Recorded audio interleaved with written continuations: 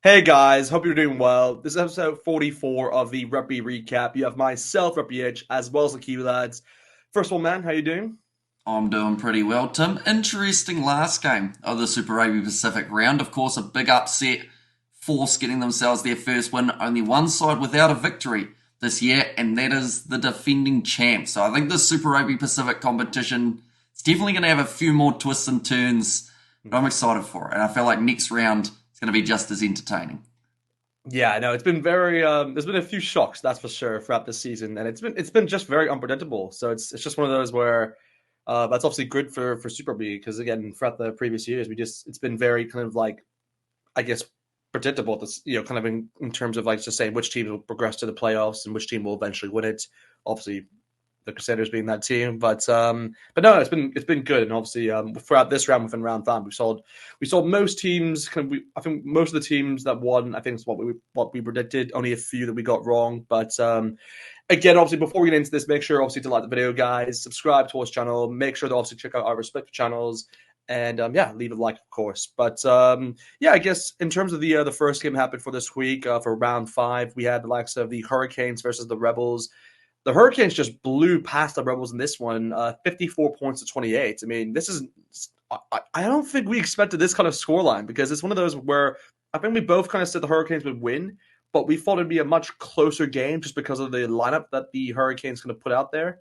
But no, they had no problem scoring a ton of tries in this game, and it's one of those where I think in the first half alone, the Rebels weren't really able to kind of do much in that. It's like the Rebels season so far. It's like where they're not able to do much in the first half, but then they kind of I don't know, they just produce some tries in the second. So it's one of those where they have to obviously just they have to make sure they don't do that for every single game because they need to win games from the start of it if possible. But what would your take on this game overall? Because I thought it was pretty high scoring, to say the least.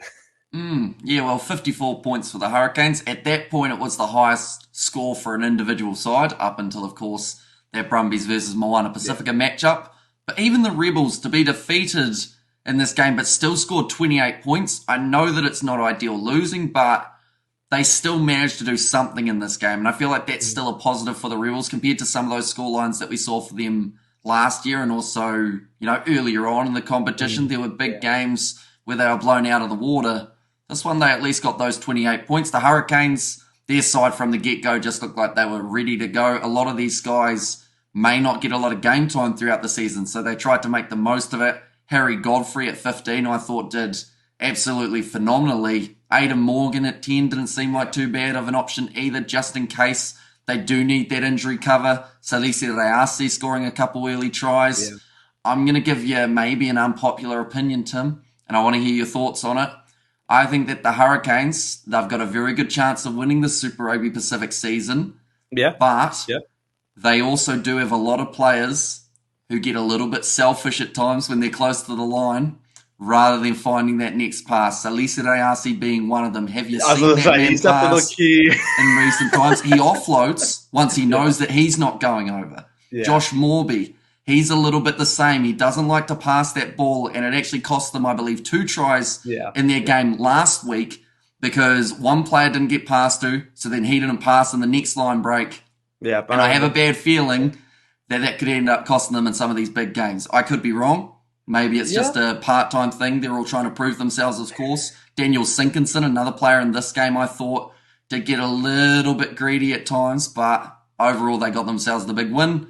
And when the tries are coming that often, you can afford to have one or two cracks yourself. Yeah, yeah. I think that's kind of the point, really. Like where with this game, it's one of those where I think a lot of the tries are scored early on anyway, and a lot of those moments where you saw like Riasi and like you said, Morby obviously having chances where they could have just passed a simple pass and obviously just got more tries in this game. But I guess they're just taking the chances because early on it's one of those where yeah, I mean, you just have players like that, and when tries are on the board already, then you just have a bit more confidence in yourself to kind of go like, I can score that or something like that. So just kind of go for it in a way. But again, sometimes it doesn't work, sometimes it does pay off. But it's one of those where I just yeah, like I always think it's good to have players like that, honestly, because it's one of those where you want a bit of selfishness. I know rugby is obviously a team sport in that way, but you need players to kind of like you just make a difference, and that's kind of why I like players like Riasi, for example. Like he's always been awesome. Like, he's always been a really gifted player. He got, I think, a double in that game as well. So it's just one of those where he's going to definitely just continue his kind of like try scoring feats and all that. But yeah, I mean, look, this game it's one of those where, yeah, like you said, the Rebels just weren't able to, I guess, just answer early on. And it's one of those where, yes, they obviously scored 28 points, which is impressive, but they just need to work on that going on for the future. Just, make it early if possible. That's really the only suggestion I have. Like, it's obviously great they scored 28 points against the Hurricanes. That's impressive, to say the least. But just, I just, they got to get that first half right. That's exactly. Pretty much what you're saying. It's very simple to say. It's very simple to say. But no, the Hurricanes definitely deserve that win. Again, they obviously got a bonus point for that as well. So they go now 5-0, if I'm not mistaken. So it's it's incredible what they've been able to do so far. And I believe they play the They play the Chiefs or who do they play? Islanders next week. Islanders. That's it. Islanders. Yeah. They play. That'll be a good game. Highlanders Hurricanes. I'm really looking forward to that one. Again, obviously going on to the second game that we had, which was the likes of the Brumbies and Moana Pacifica. This was the biggest scoreline, like you've did point out earlier, of what we've seen so far, I believe, in the Super Rugby Pacific season, being 60 points to the Brumbies to Moana Pacifica's 21. This is just when I saw this, I was like, okay, this is definitely not where I thought it was going to go. Because again, Moana Pacifica have been much better, this season. So it's not kind of a scoreline you'd expect from them, from what we've seen so far. But kind of what was your take on this one? Because I just thought it was, I was just surprised when I saw it. Yeah, it didn't go well for Moana Pacifica in this contest, unfortunately, is a great way of summarising it. Yeah. The Brumbies looked like they were really fired up, and perhaps, like, that's the thing, beating the Highlanders in Dunedin, I think, did a lot for their confidence. Game prior to that, I think they were frustrated with how they played, and of course, we've got to remember back to that game when they took on the Chiefs, and they did really struggle. I think that since then, they've made some good steps in the right direction. And, a few of these Aussie sides are going to be up there in that quarterfinal bracket in terms of the home chance, which I think is going to be crucial in terms of their chances of progressing through the competition. But, the Brumbies, I mean, you're not going to complain when you increase your points differential by 39, get yourself a 5-point win. And to be honest, like, a couple of the other sides later on in the day, or later on in just the round, you will agree as well, they should have got bonus points, but they missed out. Whereas the Brumbies and the Hurricanes, they capitalised, they took that chance, and now it's got them that little bit further up on the board. Yeah, and that's the thing, is that when I look at their points difference right now as well, they're on 41 in terms of their points difference, which is a good thing for them, because actually they were kind of in the negative side of it for a while just because of that defeat they had against the Chiefs earlier on in the season. So it kind of allows them to kind of be back in a good place in terms of that front, because again, points difference, we hate to say it, but it can make a difference when it comes towards the latter stages of the season, because we've seen it before where it dictates kind of who finishes first, second, fourth, and like you said, getting those home playoffs is what every team wants. So it's an impressive victory there by the Brumbies again. Corey Toole's shining as normal. You have the likes of Noah Laseo having a good game. Really, I thought controlling that game just well. You had the likes of Valentini as well, just what you expect from him, to be fair. I'm trying to think who else. You had Tom Wright, who looked pretty good in this game, I'd say. I mean, just it's one of those games where I just thought the Brumbies just cruised through it, and Moana Pacifica just didn't have really an answer at times. Like, yes, they got obviously the try in there when they could, like an EC getting another try for himself, but it's just one of those where, you just expect more from them for what we've seen so far this season. So, Moana Pacifica obviously will be kind of, looking forward and not trying to kind of remind themselves of this game. But no, obviously a good win there for the Brumbies, and obviously something that can carry on for the future. But I know obviously for the next game we had, this is probably, in my opinion, I'd say the game of the round, FIJIAN DURA versus the WARATAHS, which was like unbelievable to watch. FIJIAN DURA obviously coming clutch in the final, I think 82nd minute, I think it was, or something like in the extra time kind of in a way, but it was like 39 points to 36. That winning drop kick by Valentini, even though they were under advantage anyways, they could have had easily a penalty, but Valentini was like, no, I'm gonna be the man and just do a little sidestep and then just go kick it straight over. And I was just so surprised, like how quick he did it, because it was one of those where it just it was like a rocket. It just went all the way through. So I was like, geez, okay, this guy's a boot on him. But no, what was your thoughts on that game? Because I thought it was very impressive from both sides. From both sides. Well, that's the thing. The Waratahs, like, as unfortunate as it is that they lost that game, like, I think they still earned a lot of people's respect for the way that they were able to play, because it's not easy taking on Fiji in Fiji. We've got to remember they were playing in 30 plus degree heat. It was humid. It was pouring down with rain at one point, and the humidity, I think it was probably about 100%. And it's got to make it very tricky. A lot of the players looked gas early on, and to the Waratahs' credit, they came out firing, got themselves that 10-point lead. But then Fiji always just get themselves back into it. Osefo Masi, man, we made a good choice in your top 5 centres video, saying he was number 1 in the comp, because then he goes and gets himself a hat-trick, and luckily proves us right. That's now 5 tries in 2 days for Osefo Masi. So, he's turned it around drastically. Hoskins Satutu, he did the same early on in the comp. He's gone a bit quiet as of late, you will agree. But I think that for the Fijian Drua, they just showed why people love watching them play rugby, and also why they should have the Super Round in Fiji. Did you see the crowd? They were absolutely loving it for that game. Going to Golden Point, Tane Edmed, you got a feel for the guy. He ended up missing the drop kick because it only got a couple metres off the ground. And then the Fijian Drua go in and get themselves the win. That one could have gone either way, easily.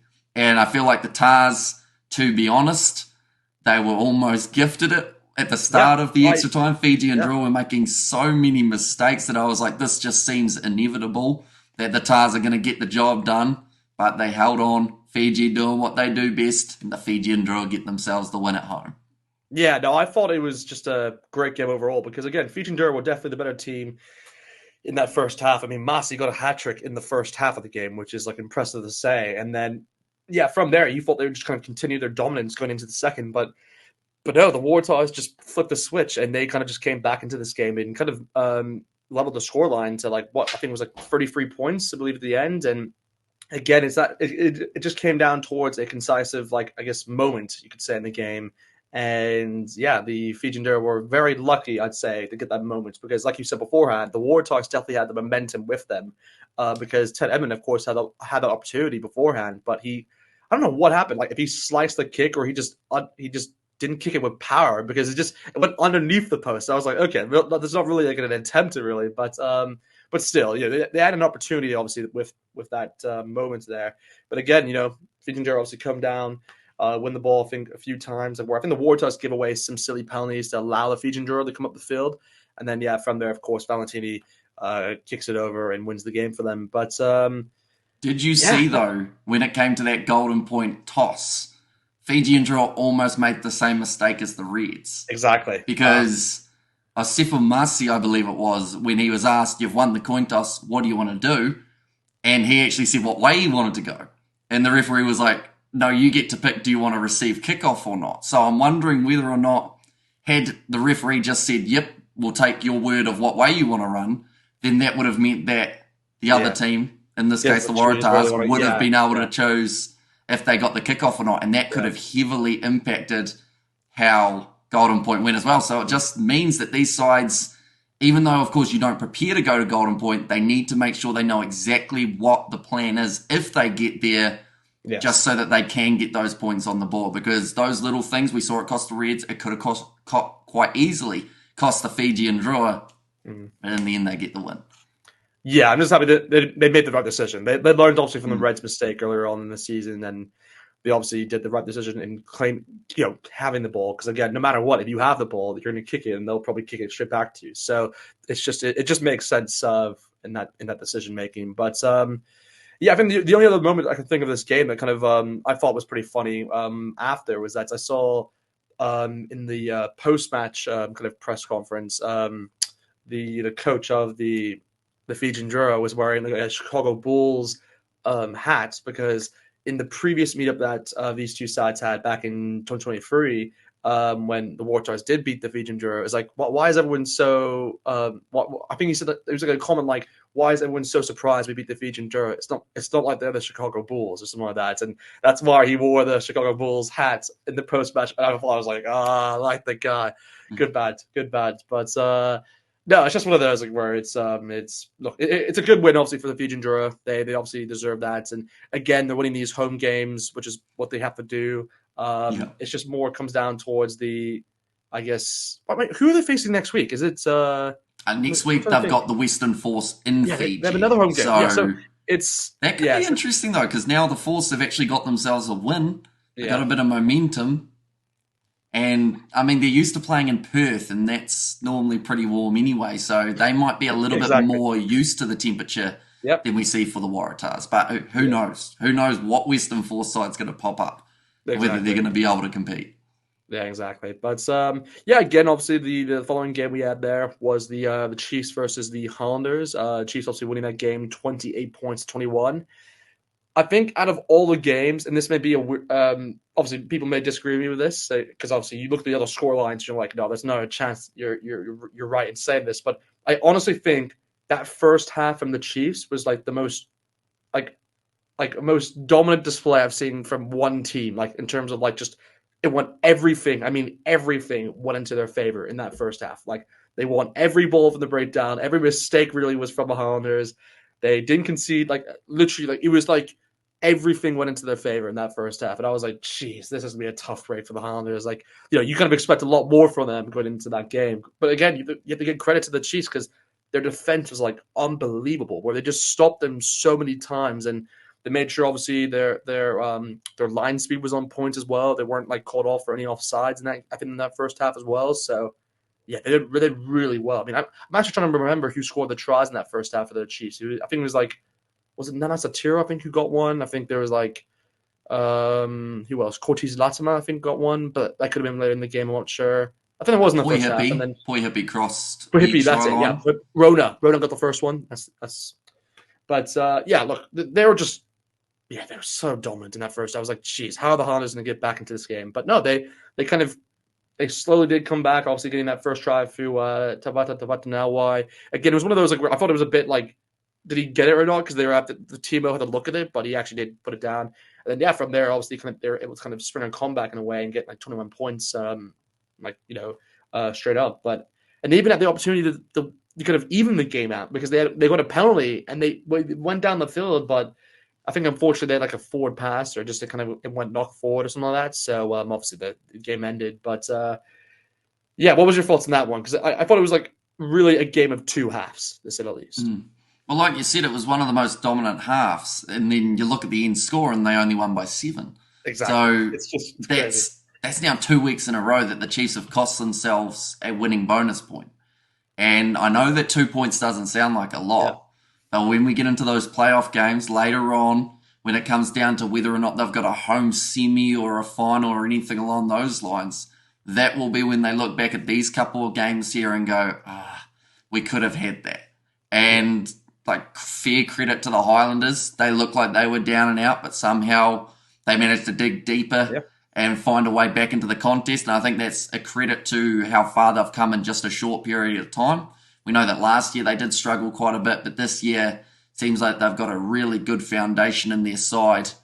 And I think that the bench really made a big difference for the Yes. Highlanders Yeah. in that game as well. But now they get to look forward to their next contest, the Hurricanes in Dunedin.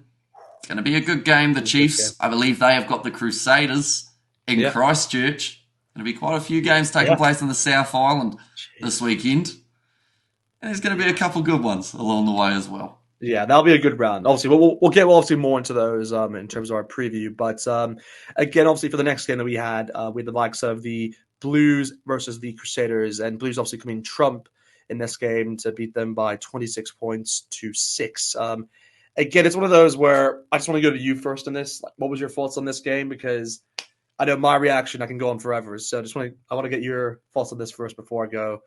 I guess ballistic to say the least. But yeah, what's your thoughts? Well, we don't want that, do we? But No, we don't. We really don't. 20 points difference Uh, between these two sides should have been a bonus point win for the Blues, with the fact that the Crusaders just couldn't get anything really going. Score of 9 points to 6 at halftime. It had a really kind of testy kind of feel to it.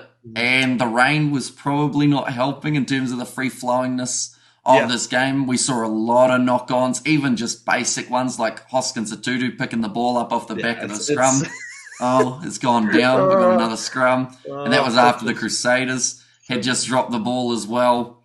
So, like, it's a good win for the Blues, don't get me wrong. But when you've got a Crusaders side who are currently now sitting 0 from 5, Crazy. this is your best opportunity to get those extra points on the board and get yourself the bonuses.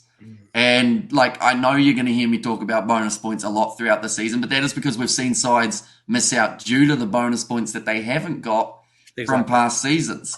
So the Blues, 26 points to 6, could have easily got that bonus point, just needed something to go right. I mean, even that last pass, Mark Talia dropping that ball, he's another one who falls into that category of I don't think I've ever, honestly, like not even joking, I don't think I've seen Mark Talia pass the ball this season. Exactly. I was like maybe an offload, but have you seen him pass? Like, honest answer here. Can you think of many at all? I have, but the thing is that like it's one of those like where because the way Mark Talia does it, and this is where like it's not like a pass like where it's a simple pass where he just goes like that. What Mark Talia does is that he skips around like 3 players, which he does very well, by the way, guys. Like that's what Mark Talia does, and we all know he does that. But then he finds the offload towards the left hand side. He always does that, and that's I mean I've seen like he's done it to like Satutu, he's done it to Reiko, he's done it to like. I've seen it like 4 or 5 times, like where he skips past 3 players and then he just finds a simple offload, and then the other player obviously scores the try. That's how he gets like, kind of like the try assist. But in terms of like just finding a regular pass, he just doesn't. he doesn't do it.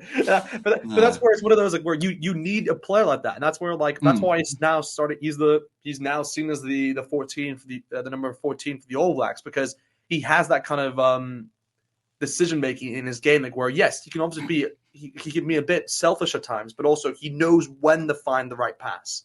I mean, that's really what that's why I like Mark Talia because again, he is the best in the game when it comes to like finding gaps in defenses and just kind of going past them without any regard to I don't even know how he does it, by the way, because he just finds the smallest gaps. He's like, okay, this gap goes into that. I'm able to kind of do a 360 turn around this, and then from there I can do a behind the back pass, which should rebound off a guy's head. I'll catch the ball and then I'll pass it. It's like all these like little things that you don't think could happen. He just somehow does it. See, I don't actually think he plans it though. I think he just sees half a gap in the first line and just runs it straight. It's just and crazy, then if he gets through, then he'll go, right, I'm going to run it straight again. Yeah. And then if he breaks through that, I'm going to keep running. Yeah, he just keeps running. It's a little bit like the Forrest Gump of the Blues, isn't it? Yeah. It's just everywhere I go, that's a good way of saying that. That's a good way. Yeah, just run, Talia, run. But no, it's just look. It was one of those games where, obviously, from my perspective, coming from a Blues standpoint, I was just very frustrated because, like you said, the Blues obviously should have had a lot more tries, particularly from that second half. Because again, that first half obviously was very even in terms of the scoreline. Only the Blues were up only 9 points to 6. It could have been the other way around as well. Crusaders could have won that game, could have had the lead easily in that first half, but again, going into that second half, that's where the Blues also came strong, getting 2 quick tries in concession by, I believe, AJ Lamb and who was the other one? Offatunga Fassi, if I'm not mistaken. He got the first one, but he had a real good game. I was happy. I was happy because like him and Tuipulotu, which I'll mention right now. Like I mentioned both. I put both of them in my fantasy for this week, and I was like, yes, both of them did well for me. I was like, God, did they? Yeah, did Tuipulotu do well? Yeah, he actually got me like for a lock. Like you have to remember, like you have to look at points. So like you know, like Offatunga Fassi got me like 15.5 points, which for a prop is pretty good. Like if you get anything above 10, you're like that's pretty good for a prop. And then for a lock, you're like, okay, if you get anything above a 10, that's like you've done very well. But again, I did use my -6 on bringing Tuipulotu because it was like an extra transfer. So it only really comes out to be 9 points in all honesty. But hey, look, I'm going to take it because Tuipulotu, it was a risk because I didn't know how good he would be. Because again, it was his first game coming back. And obviously it's a 100th game for the Blues. But no, I thought he was really good in this game. Like he got into action at so many points, I thought. So I thought he was good. I mean, are you saying he didn't have a good game? I just thought the 4 handling errors kind of hurt him a little bit. Every time the ball kind of went to him in open play, he was dropping it. And it actually became a bit of a running joke in the chat for my live stream because I said it early on. I was like, no, he's doing all right. And then someone was like, oh, Patrick Butterfingers Tuipulotu. And I was like, oh, he's not that bad. Ball goes to him a minute later, drops it. Ball I thought he goes was to him good. 5 minutes later, dropped it, and I was like, oh, maybe Maybe they're you're right. slightly Yeah. right. I know I think there was like one moment where I was like, okay, it was a bad drop, and I was like, okay, you just gotta walk it off, and you just can't do much about that. But Although line out steals, unbelievable, very good in that unbelievable. regard. So that made up for it. This is why I love This is why I love it, because the Blues are like that's the other thing we have to talk about in this game is like where the scrums, the Crusaders just had the Blues on point, which is not normally what you see because the Blues are known for their scrums. But I guess maybe the tides have changed now because of the players that obviously are in that front row now for the Blues. But again, the lineouts, however, were like incredible in this game. I think that they stole like at least 7 lineouts. Like I think I could be wrong in saying that, but I think the Crusaders lost at least 7 or even more in that game. So it was from that point, that's definitely something that the Crusaders have to work on. I would say it was the most dominant line out stealing kind of stat that we have seen in recent times by far. Exactly. Yeah, I'm just going to try and get the exact number up for you. I think it could be 8 or 9. I honestly think it would be lineouts won 8 for the Crusaders, but they lost 9. That's crazy. And then just to put it into perspective, the Blues at 14 that they won, they lost 1 lineout. Lineout percentage win for the Blues, 93.3. Crusaders are 47.1. Oh, which is actually still higher than it could have been. I think it was late in the game they actually started getting the lineout slightly better. I saw it was at 53%. I was like, wow, that's generous. So I was like... I think I saw it when it was about 33, and I was like... Oh, okay. But I was just like... Yeah, look, the Blues were so good in that point. So that's why it was great to have Patrick Tuipulotu. I thought he just brought so much energy towards this game, and again, he obviously made a difference for the Blues in this one. But yeah, like it just goes back to the same argument where the Blues just should have capitalized on getting more tries in that second half. And I think they had like at least 3 moments, honestly, where they could have got tries, but the Crusaders stopped them every single time within the breakdown, or at least there was one where I believe they knocked it on. But no matter what, they had an opportunity 3 times. So they should have got... I think they only needed 1 more try to even get a bonus point. I could be wrong. Or so I was like, it was just so gut-wrenching to watch. But I know that from the other benefit, well, not benefit, but the other moment in the game happened was where Levi Mu obviously had an opportunity to score the first try for the Crusaders, but Caleb Clark came out of nowhere and kind of swiped the ball away from him. And I was like, my man, that's it. Yeah. Stop the Crusaders from scoring a try. That was probably the best feeling actually of the game, really. But that was also the thing. Like Caleb Clark needed a big game, and I feel like that was the game that he actually had it as well. Similar to Tuanga Fasi, these guys have been talked about as All Blacks, but a lot of the time people do kind of say maybe they aren't quite good enough. But I think that if they can continue this form that they've got here, mainly Caleb Clark, because it is going to be so heavily contested out on that wing, and he has fallen down the pecking order a lot in many people's eyes. Is he going to even fit into Razor's All Blacks team? Or are they going to go with someone like an Tino Satori out on that left wing? I was going to say... Or the ABs, it's a hard spot to get up there. Kinina Holo.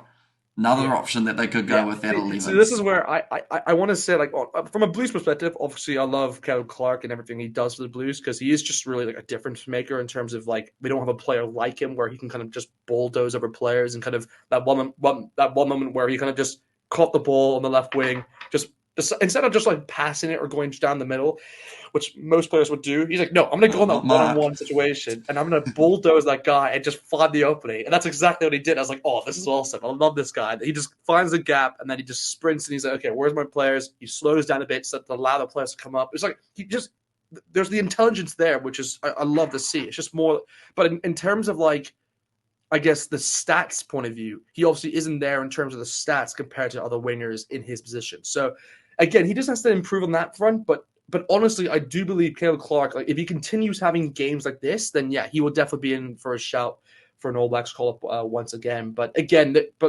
you have to be very careful because again, there's other players who, like we've mentioned, have had better starts to him, like Nahala, like Nana Satira. I'm trying to think who else has been good. You could say, I was about to say Nareki, but no, that's not possible. No, I think there's really the only 2 players I can think of who are ahead of I think Caleb Clark at the moment. I'd say it's Nahala and Nana Satira.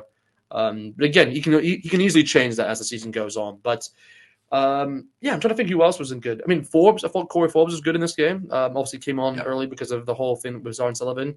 It's been unfortunate because I really want him to get into the All Blacks. He's been a player that I've always been saying that I think this guy has the potential to get into the All Blacks because he just has everything.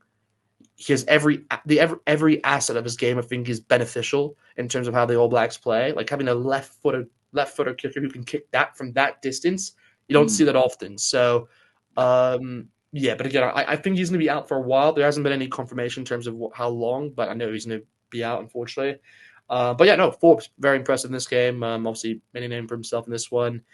And yeah, I'm trying to think of anything else. A Did it 2-2 make you again. feel all warm and fuzzy when you saw Peter Feta starting to kick them over again? Yes, As a Blues awesome. fan. Yeah, I mean, I was just happy that really that the first kick was right in front of the post. I was like, okay, good. He can get his confidence under his belt. Just get the first kick over, and then from there he'll just ease into it. So if it was a longer kick, then I would have been a bit worried because it's like, okay, he can miss this, and then the same thing can happen all over again. But no, I'm happy for him. But yeah, look, I mean, again, we'll move away from this game. The last game of the week, of course, was Force versus Reds. I think this is the game which we definitely did predict from our ends. We both thought the Reds would cruise this game, to be completely honest, guys. But the Force came up trumps here and won 40 points to 31, which is incredible, really. I can't believe I actually when I saw this. Like I was in the gym when I saw this. I was like, what the? I was like, nah, this can't be right. This can't be right. I was like looking at the tries. I was like, oh my god, they're actually doing some bits in this game. And again, I see like some videos of the tries. I'm like, oh my gosh, it's like there's silly errors from the Reds in this one. But yeah, what was your take on this one? Because it's definitely a game we didn't see coming. Well, that's 2 weeks in a row that you've used the term doing bits as well. Hey, I feel like it's going to become a regular thing. that's a new term. I'm gonna put out as like a slogan on the channel, like doing bits, Rugby H. Doing bits. There you go. But yeah, they were doing bits. They were doing extremely well early on in the game, the Western Force, getting themselves the 19-0 lead at one point in that contest. The Reds, to their credit as well, similar to the Highlanders, they fired back, but the damage was done. The Force kept on scoring points when it mattered, and to stop the Reds from getting a bonus point in this game for being within 7, I think is a massive credit to the Western Force, because there were times that it looked like maybe the Reds had a bit more of a comeback in them. But yeah, the Force at home, who would have thought it, that they were actually going to be able to fully step up? Now, don't get me wrong, they've kept other sides close in terms of those Australian sides. We're going to remember they only were defeated by the Brumbies, I believe, by 3 points, if I am correct. And that was the same in pre-season as well, having an extremely close game with the Brumbies. So they've got the potential to beat the Australian sides. I think that they've got potential maybe to beat a couple of the New Zealand sides, depending on how it goes. Now, I mean, you're going, but we've got to remember, Crusaders currently 0 from 5, Tim. They haven't won a game yet. I think the Crusaders would beat them. I honestly think just because it's one of those where we thought the Reds would beat them. Yeah, okay. So the Reds is the complete shock, but they're a much better team than the Crusaders. But I'm just saying, from the Western Force point of view, I just don't see them like to beat a New Zealand team. Again, maybe if they're home, obviously they have a better chance. If they're going to do it away, I don't even see them winning the game away. I'm sorry, I'm just being honest there. If they win a game away in New Zealand, that's the biggest shock of the season. That will be the biggest shock of the season, in my opinion. But what about if they beat the Fijian DURA in Fiji? Would that be... I know you probably would say it's not quite as big of a shock, but it's still a big upset, isn't it? It's a big upset. It's a big upset. But the problem, though, and it's not their fault when I'm saying this, by the way, but because of the performance we saw against the WARATAHs, we've now seen that an Australian team can kind of challenge the Fijian DURA in their home ground and kind of have the opportunity to win the game. So I'm not saying the Western Force can't do it, by the way, but I'm just saying because of the game we saw against the WARATAHs, it makes it more likely. It makes it more of a likelier possibility of them winning there than first fall going into the season. So I wouldn't be surprised if they win there. But again, obviously, like you said, the Fijian DURA will always be seen as the favorites, really, against any team when they're at home. So it's one of those where it's obviously a tough stomping ground to go there anyway. But yeah, the Western Force. Look, they were impressive. There's no way to really say it. Like, they got some tries, and they're really well worked tries. Actually, like there was one where they kicked the ball up the field, and the Reds were just kind of scrambling, and they just bulldozed over them and just put the ball in the try line. And I was like, geez, okay, but that's a good try. It's impressive stuff by them. So I just look, if they can build off this, obviously going into next week, because they are, of course, facing the Fijian DURA, then yeah, they could have an opportunity in that one and make it kind of a closer scoreline than just kind of, I guess, compete with them. But yeah, we'll see what happens. We'll see what happens. Again, it's a long way to go. Obviously, we're still in round 5, and there's at least 8 or 9 rounds, at least before the end of the season. So yeah, there's a long way to go. But look, I mean, I'm trying to think what else. I mean, this game just had everything. I mean, from the Reds' point of view, I thought McWright getting another try for his name. Again, McDermott's getting 2 tries for himself. I mean, they're looking good for a lot of, from an individual standpoint. So these players are still being a bit more consistent, which is good to see. But yeah, there's a lot to work on. And that's something which Les Kiss will be a bit frustrated about because, again, both of us obviously thought this was a clear win for them, but the Force just, yeah, they turned it up. They definitely turned it up. But yeah, any last thoughts on this game? Or I think that this one's probably, for me, the hardest in terms of knowing what these two sides are going to do next. Because a few of the other teams, I feel like we have a rough estimation. The Reds, are they going to be able to fire straight back when they play the Brumbies? The Western Force going to be able to get the job done in Fiji and build a bit of a winning streak, go from losing streak to winning streak. It's always a good way to turn it around, definitely at this stage of the competition. Like, there's a lot of unknowns for next week, and I feel like that's what's going to make Super Rugby next week so much fun. Because looking at the odds overall, like with the, I guess, the exclusion of the Reds versus Brumbies game, all of the games have a relatively clear favourite, but a side that's an underdog, but not a huge one. A lot smaller than last round's underdogs, with the exception of Moana Pacifica. Why are they playing at Eden Park, Tim, just out of curiosity? This is something that we'll be talking about, of course, on the preview. But Moana Pacifica versus the Blues, from what I have seen, is going to be taking place at Eden Park, even though it's a home game for Moana Pacifica. Can you tell me how that is fair, Tim? I was not aware of that. Let me just confirm this. I mean, I obviously believe you. You don't. You're checking it. No, but I just haven't seen that. I'm just surprised they're actually going to play it. Yeah, I've just found it on Super Rugby. Yeah, like how's that work? How's that? I don't understand. And we've got to remember this blue side, right? Yeah. This blue side played the Highlanders in the Super Round as theoretically a Highlanders home game in Melbourne. Yeah. So that's 2 games that they've been away, but theoretically they haven't had a disadvantage. I don't get that. What's going on there? Mount Smart must be busy, but surely there's Northland. There must be a scheduling conflict for not able to. That's a bit odd. Wow. Okay. I'm kind of shocked by that because you don't really see it often, guys. Where the team, again, obviously we know Moana Pacifica is playing within New Zealand and all that, but yeah, I'm surprised. I'm really surprised by that. Did they not make enough money from the last game between the Blues and the Crusaders? Is that why they had to bring another one in? Maybe. Because I know Mount Smart is occupied by the Warriors, I've just seen, right?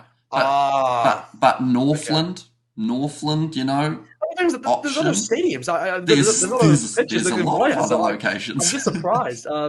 I guess just from a money standpoint, I think they just want to make sure that tickets obviously sell a bit better. But that's really the only reason why I can think of it. But yeah, I am a bit surprised by that because, again, you never really want to have that in sports, by the way. Like, yes, obviously it's in the favor of the Blues, but I would not want that if I were a Moana Pacifica fan. I'm very surprised that they've scheduled it that way. But I don't know, go to another stadium if they I said, Northland. That's where they ended up going for that opening round, although that was also considered, I think, as a Blues home game. Yeah. When being played at Northland. So, Moana Pacifica, is this a sign that maybe we need to try and get a stadium going in Samoa? Like Apia Park? Would that have been a great location for this game, perhaps? Yes. They definitely should. They definitely should. And the thing is that, look, I mean, this is maybe a bad shout here, but I can see the Chiefs obviously are playing away to the Crusaders. So if you really had to, you could just play at the Chiefs Stadium in Hamilton. So it's at least more of a neutral ground in a way. It's just one of those. I'm a bit surprised that they've done it this way, where they've played at Eden Park.